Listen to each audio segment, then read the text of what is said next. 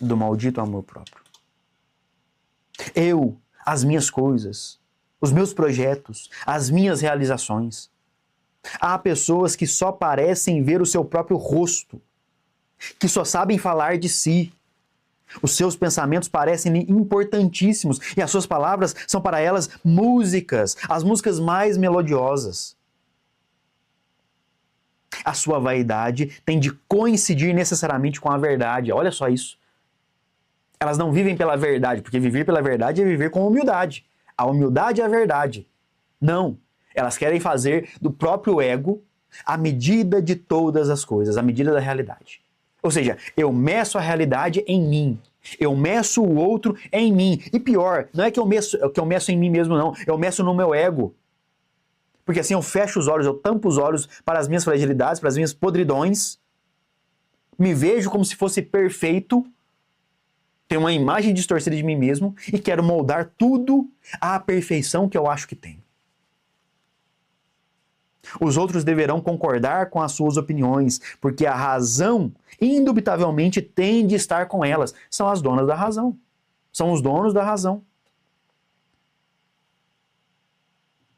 A voz dos outros deverá ser como uma ressonância da sua. Se não for assim, surgirá a discussão ou a desavença. E depois, um homem desses há de queixar-se de solidão. Mas, Alexandre, tem momentos que a gente tem razão? Claro que tem momentos que a gente tem razão. É claro que temos. É que além de termos razão, precisamos ser sábios. Precisamos compreender o outro.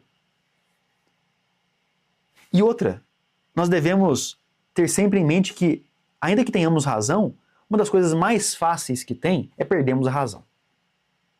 Pelo modo como nós fazemos as coisas. Pelo modo como fazemos as coisas. Muitas vezes arrogante, muitas vezes prepotente, muitas vezes acovardado. Em outras vezes muito entristecido, muito murmurento. Então não é que nós também não temos a razão sempre. Não, há momentos em que temos a razão. Só que é justamente o amor próprio que faz com que nós a percamos. E é fácil, mas é muito fácil perder a razão. E depois um homem desses há de queixar-se de solidão. Ah, aí que é pior, né? É sozinho mesmo, é chato. A pessoa assim é chata. A pessoa assim é uma pessoa infernal. Ninguém consegue conviver com uma pessoa assim mesmo, não. Vai ficar sozinho mesmo. Pensará que todos o abandonaram, quando na realidade foi ele que se isolou no seu pedestal. Ninguém suporta a sua presença, porque ninguém se resigna a não ter voz, a ser simplesmente um eco. Isso acontecia com Narciso, né? Narciso, uma voz da selva, repetiu o que ele falava, né? Era o eco da sua própria voz. A solidão é o corrosivo que afoga a personalidade narcisista. Sim, porque o narcisista, ele está abandonado a si mesmo e aos seus próprios demônios.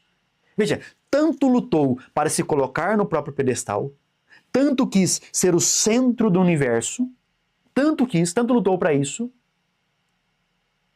que se isolou. E ao se isolar, sobra apenas a si mesmo e mais. Sobra a si mesmo com toda aquela bagagem que ele tentou esconder, que ele tentou colocar para debaixo do tapete, que são as próprias misérias, a própria podridão, o próprio inferno pessoal, os próprios demônios. Essa é a ruína do narcisista. Essa é a ruína do narcisista. É a ruína do egoísta. E desculpe, não venhamos nós aqui tirar os nossos cavalinhos da chuva, não.